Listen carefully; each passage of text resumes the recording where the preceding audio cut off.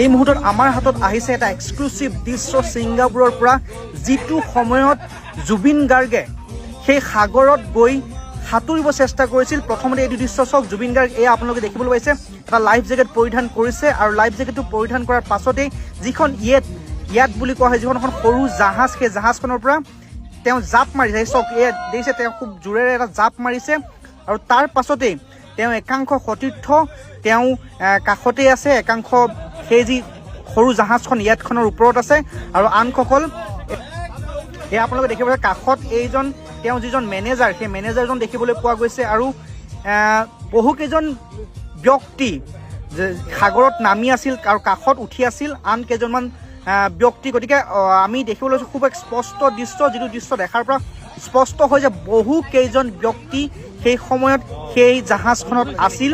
জুবিন গাৰ্গে সেয়া দেখিবলৈ পোৱা গৈছে, যি সাগৰ, সেই সাগৰত তেওঁ সাঁতুৰিছে। সেই সময়ত তেওঁ লাইফ জেকেট পৰিধান কৰি আছিল, কিন্তু পাছত পুনৰবাৰ যেতিয়া তেওঁ সেই লাইফ জেকেটটো পৰিধান কৰাৰ পাছত আমি দেখিবলৈ পাইছোঁ যে তেওঁ অশান্তি পাইছিল, আৰু সেই অশান্তি পাতে সেই লাইফ জেকেটটো তেওঁ পুনৰ ওপৰলৈ উঠি আহি পুনৰ লাইফ জেকেট খুলি তেওঁ সাঁতুৰিবলৈ চেষ্টা কৰিছিল সেই ছিংগাপুৰৰ সমুদ্ৰত, আৰু তাৰ পাছতে এই ভয়ংকৰ ঘটনা সংঘটিত হৈছিল। এক্সক্লুচিভ দৃশ্য।